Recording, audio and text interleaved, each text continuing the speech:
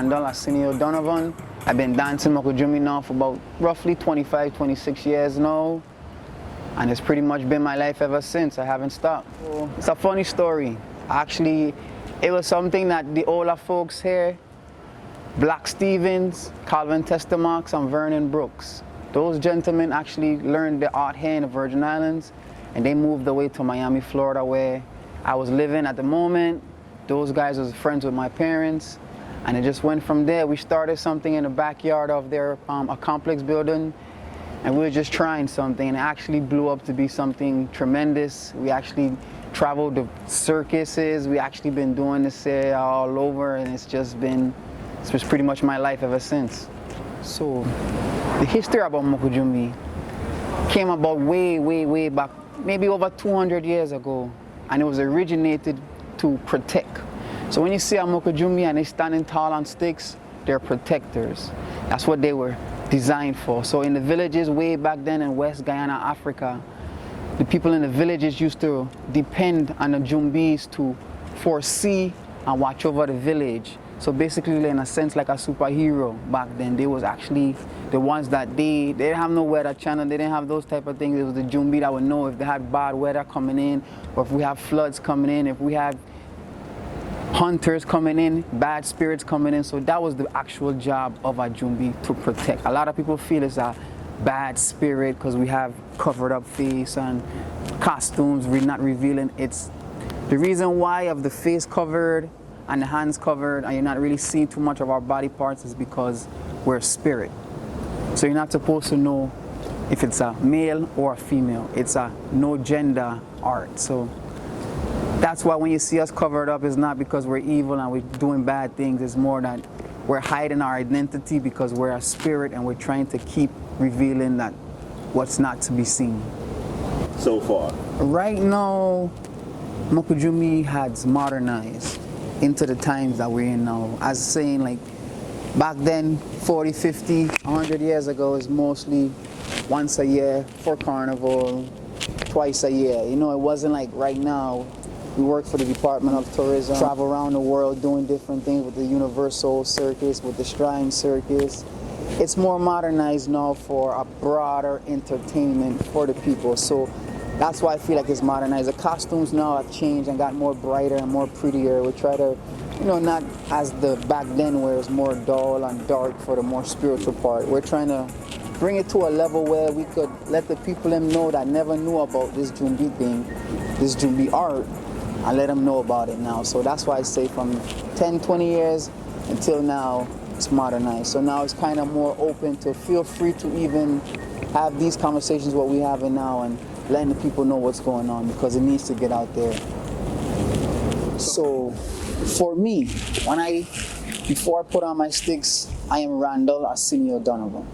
But when I am fully dressed and in my costume and I put on my mask and my skirt and my hat, I am not that person anymore. I am totally another person. I could be a superhero, I could be an animal, I could be anything in the world because I'm not the same person. So when I go out there, I bring off a spiritual vibe where I could be a female, I dance like a female sometimes, I could be a male, I could be whoever you want me to be because you can't see who I am. So naturally when I put on, it's like a transform, you see those Power Rangers, they transform into, that's how I feel. I go into my zone, transform, there I am. Now I'm a Jumbi. I'm no more a senior, I'm a Jumbi. So that's how it is for me. I actually transform into a whole nother person and just go out there and do what I gotta do.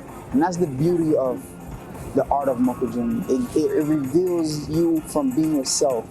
If you don't want to be yourself, you know, when you want to be somebody else, you put on your costume, you put on your mask, you transform into wherever you want to be, and you just let your mind go from there. Just, yeah. Normally, we'll start with the kids, maybe 2, 3 feet stilts. My stilts right now are 6 footers. I'm tall, 6 footers. I'm actually 6'3" on my foot, so I'm actually 14, 15 feet up in the air.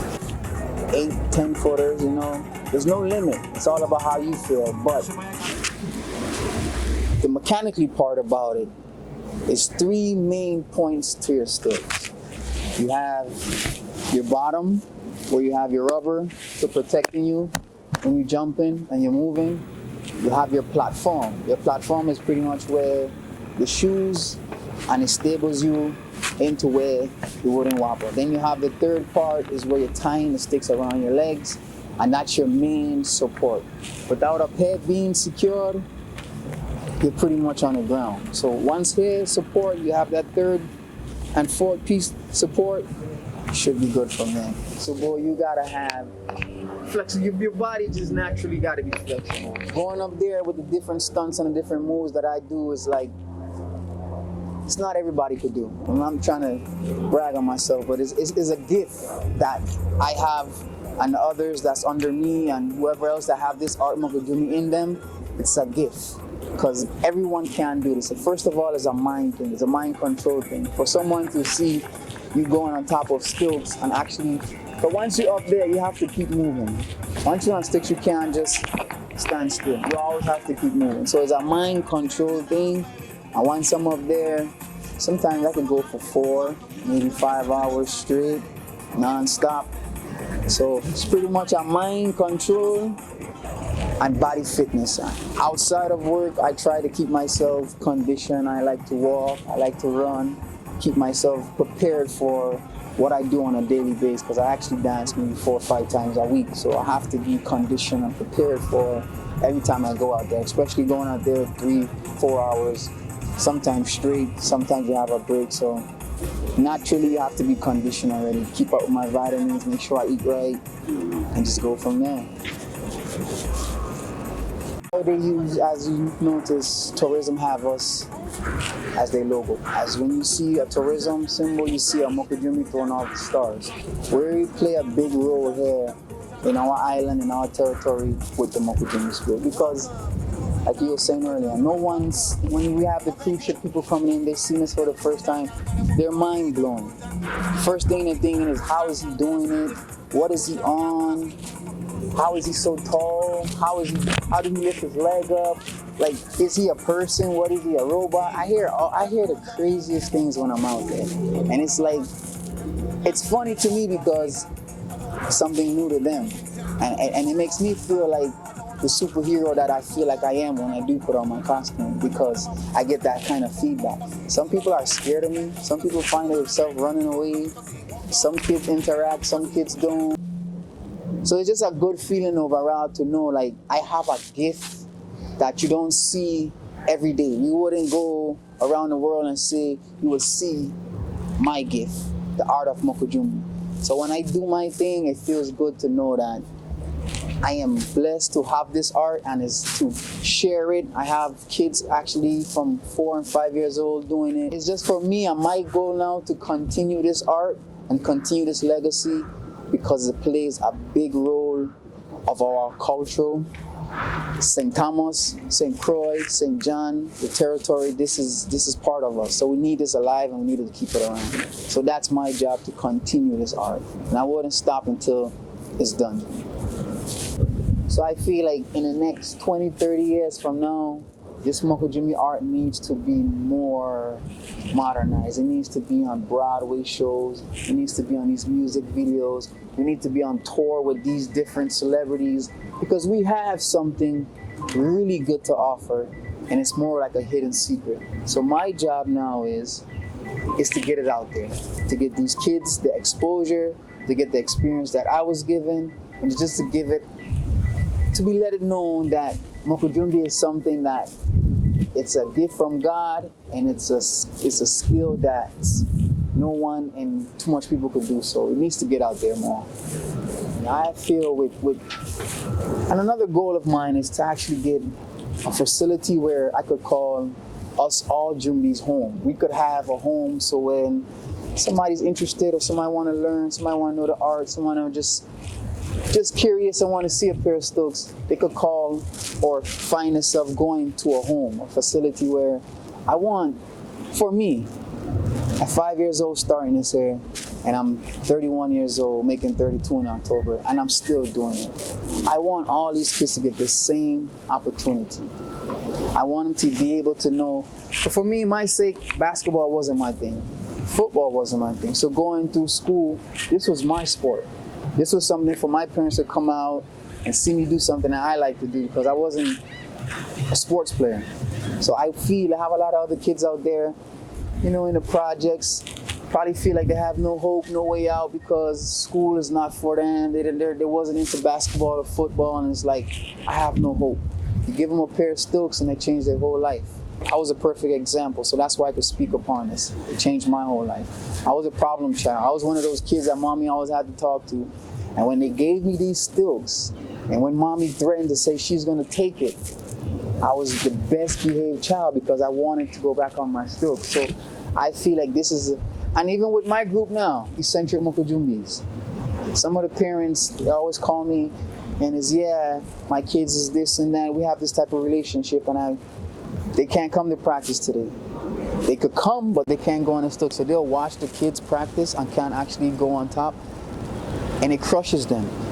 But it disciplines them for the next week that if you want to practice, you have to behave at home, in school, and at practice. You're not just gonna feel like, oh, if I'm good at practice, I'm misbehaving at home, I'm misbehaving at school, I still could do it. No, and you have to have good grades. A B average. So anything under that, your sticks are getting taken away from you. So this is disciplining the kids for the future. And one thing I should say too with Moko Jumbi, once you get on your stilts, you actually take your first steps. Your mind is automatically telling you you could do anything in life. Because once you get to that point where you on stilts, it's a mind control thing. It's all about here. It's not a physical thing, it's a mind thing. Because you have to continue telling your mind to keep moving. Continue moving. The minute you stop, you tumble over. So it's a mind over matter thing when it comes to Moko Jumbi. And this video should help us because this is facts. We need a museum. A museum is needed for this. You understand? We have a lot to offer. It's 200 plus years of history behind of this art. So it's a lot to tell about it, and it's not too much people really pushing for it. So that's why I'm here. I'm going to push for it. I feel like we need a museum. When we have people coming from away and coming to the Virgin Islands, we have more to offer. A lot of people come to the islands to learn history and learn what kind of art and kind of history you have to offer. So I feel with this Moko Jumbi history, it needs a pair of stilts on a wall and a museum wall. We need some pictures. And when you have people introducing themselves or come into this museum, they'll get the knowledge and they could get a visual of what we're really about. Not just seeing us dancing and just curious about it. You could actually go to a museum and learn and see hands-on what the Moko Jumbi art have to offer. My name is Randall Arsenio Donovan, and I'm representing eccentric Moko Jumbis, and I am one of the greatest Moko Jumbis alive.